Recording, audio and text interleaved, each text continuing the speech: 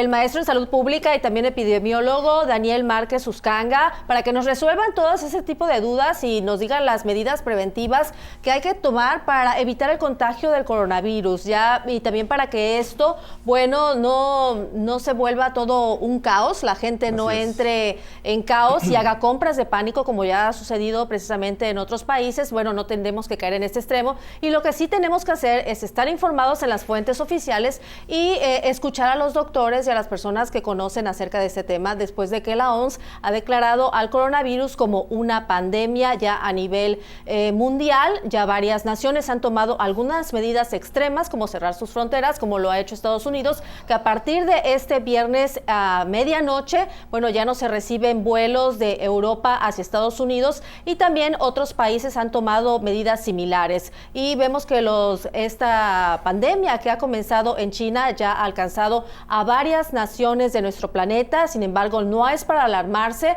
no es una enfermedad que pues se pueden morir todos, no es una enfermedad así. A pesar de que no hay cura, hay personas que la han superado y también han sido sanadas. Es por ello que vamos a dar esta información precisa con el médico Daniel Márquez Uscanga, maestro en salud y epidemiólogo. Daniel, primero, para diferenciar una epidemia de una pandemia, ¿qué diferencia hay?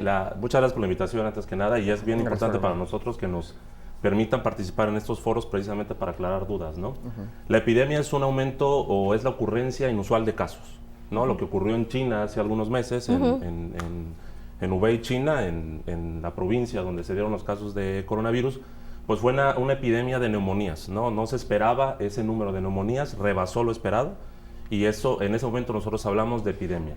¿Y qué es una pandemia? Cuando esa epidemia empieza a pasarse de ciudad en ciudad y de país en país. En este momento, pues la pandemia por coronavirus o el coronavirus está prácticamente en todo el mundo, ¿no? Puede alcanzar cualquier rincón del mundo. Entonces, la OMS ha decidido declararlo pandemia. Sin embargo, eso no cambia absolutamente en nada en los planes que México tiene, ¿no? Que la Secretaría de Salud tiene para hacer frente, ¿no? a esta crisis mundial.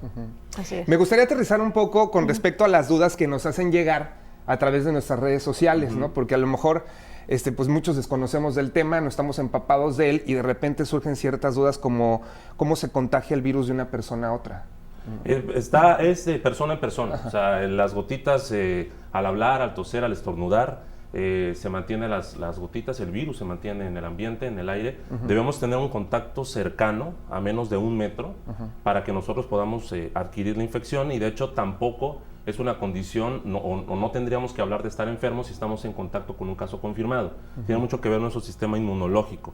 Y como bien lo explicaste, Mercedes, solamente un 10% de los casos, un 5% de los casos, algunos así lo dicen, puede complicarse y puede requerir terapia ventilatoria o soporte vital avanzado.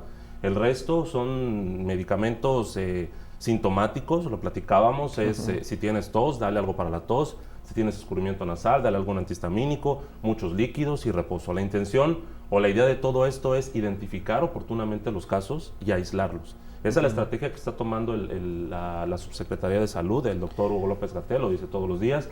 Ese es, digamos, que los esfuerzos se van a eso, a la identificación oportuna y al aislamiento de los casos. Porque no hay un tratamiento específico que ofrecer, ni tampoco hay una vacuna, y va a tardar 1 año, año y medio en salir la vacuna. Claro que sí.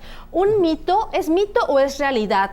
Que precisamente el calor, que es cierto que evita la propagación o destruye el virus. Bueno, la Organización Mundial de la Salud, de hecho, lo pone como que es una falsa esperanza. O sea, no podemos confiarnos. Es una de las tantas hipótesis de que, porque así se comportó algún virus, el SARS, que fue en 2002, que es muy parecido a este coronavirus, que es el COVID-19, pues pareciera que respetó algunas regiones, ¿no? Donde la temperatura era alta.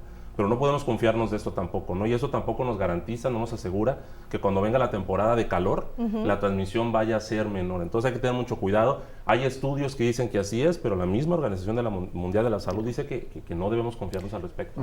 Nos preguntan por acá, si es una enfermedad que no tiene cura, ¿cómo se recuperan los enfermos? Los pacientes se recuperan por su propio sistema inmunológico. O sea, el paciente enfermo acude al médico, el médico lo valora, si requiere quedarse hospitalizado, entonces se queda hospitalizado y se le da un tratamiento sintomático nada más. No hay un tratamiento específico. ¿Quién se puede complicar? Esos pacientes vulnerables, esos extremos de la vida, sobre todo los adultos mayores, ¿no? Pacientes inmunodeprimidos, pacientes con cáncer en quimioterapia.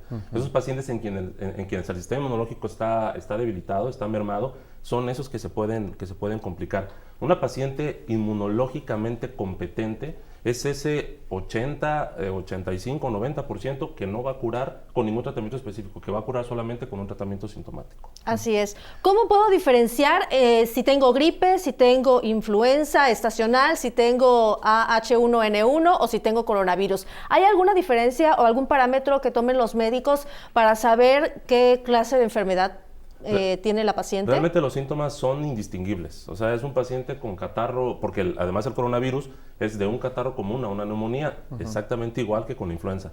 Con la influenza ya tenemos una definición operacional bien establecida y que ya dominamos desde hace 10 años, desde cuando la pandemia, y en este momento las definiciones operacionales por coronavirus van cambiando y cambian semana con semana. De hecho, ayer cambió la definición operacional, es fiebre y o tos, y además una serie de síntomas inespecíficos como dolor muscular, dolor articular y el antecedente de haber estado en algunos países con transmisión activa. Pero así que digamos, hay un síntoma que nos garantice o que nos hable. O que haga la diferencia entre es gripe. La diferencia y... entre uno y otro no lo hay. Desafortunadamente en este momento no lo hay, no existe.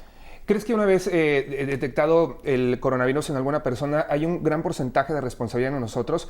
Te pregunto esto porque el día de ayer nos llegaba un comentario de una persona que habita en Prato, un lugar que está cerca de Florencia, que están muy preocupados porque hay gente que le han detectado el coronavirus, los mandan a su casa a aislarse por cierto tiempo, sí, pero andan en las calles como si nada, ¿no? Sí, por supuesto, ahí tiene mucho que ver la responsabilidad individual, ¿no? Nosotros, por ejemplo, ofrecemos a los pacientes que tienen sintomatología que acudan a los servicios de salud y en ese momento, si el médico considera que debe quedarse hospitalizado, como lo platicaba hace un momento, se tendría que quedar en el hospital. Y si no, se tendría que ir a su casa. Y dicen, pero es que la gente no va a respetar las indicaciones. Es bastante probable, pero aquí es donde nosotros sí pedimos el apoyo de la gente para que realmente atienda o obedezca las indicaciones médicas. Tiene que estar 14 días en observación en caso de que sea un caso confirmado.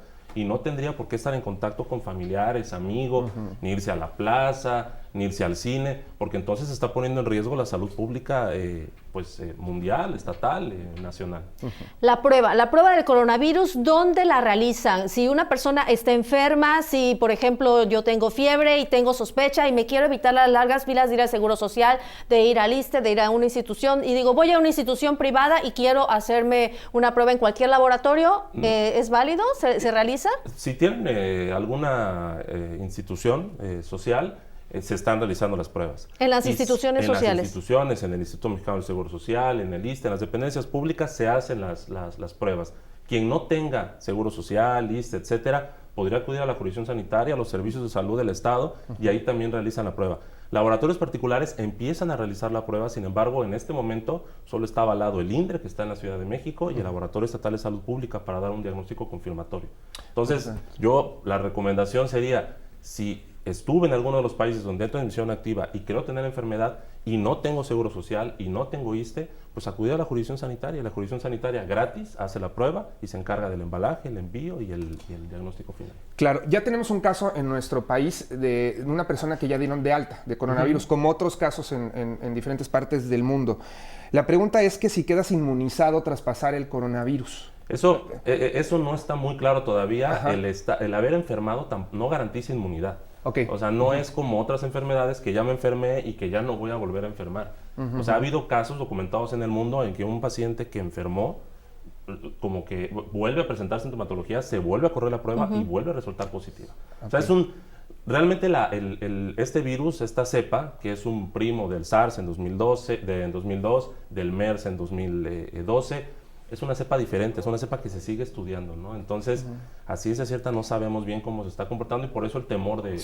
Así es. Como comentábamos, se habla más de los muertos, de los contagiados, que de las personas que han sido sanadas.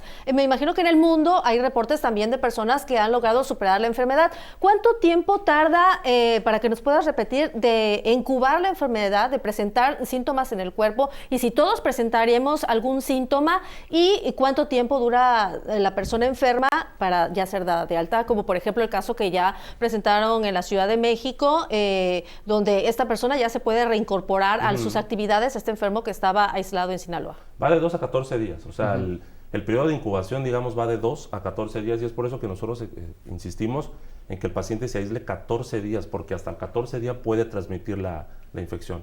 Una vez pasado el virus, una vez pasados los 14 días, puede incorporarse a su vida normal. De hecho, los casos en México han sido casos no graves, no ha habido defunciones, lo sabemos todos, y han sido casos que se han manejado sintomáticamente. Entonces, si nosotros tomáramos en cuenta solo la estadística nacional, pues hemos corrido con mucha suerte, ¿no? A nivel internacional sí ha habido defunciones, lo sabemos todos, pero bueno, nosotros esperamos que los casos en México pues continúen así, ¿no? De una forma sin gravedad, ¿no? Claro. Porque recordemos, el 80-15-5, o sea, el 80% de los casos puede cursar, respondiendo a la pregunta, asintomática, un 15% puede presentar síntomas leves y un 15% síntomas leves y un 5% puede complicarse, y esos pacientes complicados entonces son los que pudieran requerir terapia intensiva, ventilación mecánica, el enfermero 24 horas, el médico 24 horas, y ahí es la preocupación del mundo, porque entonces si nosotros estos números los llevamos a una ciudad o a un lugar como la Ciudad de México, conurbado, ¿no? De más de 20 millones de habitantes, y nos quedamos con ese 80, 15 y 5% que puede complicarse, pues bueno, ahí es donde entonces el sistema de salud podría colapsar porque no tenemos suficientes equipos para dar atención. Claro. Nos preguntan por acá si el coronavirus puede ser contraído y transmitido por animales domésticos. No, esa información, bueno, lo que pasa es que los coronavirus inicialmente es una zoonosis, o sea, de hecho en China así empezaron los coronavirus, ¿no? Por la transmisión de algún murciélago, el MERS tuvo que ver algún camello, o sea, es una zoonosis. Sin embargo, en este momento tampoco hay información que nos diga que mi mascota puede enfermar de coronavirus y después mi mascota puede enfermar al vecino, ¿no? O sea, eso tampoco está muy claro y tampoco hay que clavarnos mucho con esa información. No hay mucha información que circula en redes sociales. Sí, que no hay que hacerle muchísimo atención. cuidado. Yo también invito a la gente a que revise y además, pues si hay algo a favor en este evento, en esta crisis mundial, es que todos los días, 1 o 2 veces, pues la verdad la Secretaría de Salud da la cara y explica las cifras, ¿no? Hay que confiar en la información que presentan las autoridades sanitarias porque pues finalmente es lo que hay. Ayer a mí me llegó muchísima información de casos confirmados en Veracruz, todo eso es falso, en este momento no hay nada oficial, o sea, y eso sí quiero que quede bien claro, ¿no? No vamos a sembrar más pánico del que ya existe, no más miedo del que ya hay. De hecho, el día de ayer, igual no están para saberlo, pero acudí al súper a hacer algunas compras y sí veía cierta preocupación en la gente haciendo compras de pánico, ¿sí? Y obviamente esto pues perjudica directamente en el abastecimiento a largo plazo, porque se habla de que en 10, 15 días el brote puede ser un poco más extenso. Sí. Tenemos un minuto ya para concluir esta entrevista tan importante. Bueno, no sé si te puedas venir en otra ocasión para aclarar nuevas dudas, pero sobre todo medidas preventivas. La gente piensa que si se acabó el gel antibacterial o si no tiene cubrebocas, está expuesta al contagio. Nada más respóndenos esa pregunta y nos vamos rápido. No, el cubrebocas es exclusivo para el paciente enfermo. Insistimos, es exclusivo para el paciente enfermo. Una persona sana no tendría por qué usar cubrebocas. El cubrebocas lo tiene que usar el paciente con tos, con gripa, con escurrimiento nasal, y el N95, que es este cubrebocas que se utiliza en hospitales, vamos a dejárselo solamente a médicos que están en contacto con pacientes. El problema sería que ya nos acabamos los cubrebocas, N95 y los cubrebocas normales, y entonces ya los hospitales ahora tienen problemas para abastecer a sus médicos y enfermeras. Entonces, no nos acabemos los cubrebocas porque realmente y no hay en cuanto al gel, razón para utilizarlo. mejor el jabón. Bueno, el lavado de manos sigue siendo como lo más importante, ¿no? O sea, el alcohol gel se vale, hay que utilizarlo al 70%, pero hay que lavarnos las manos y por favor no llevarse las manos a la cara, porque por ahí se va el virus. Muchísimas gracias por acompañarnos. Gracias por la la información.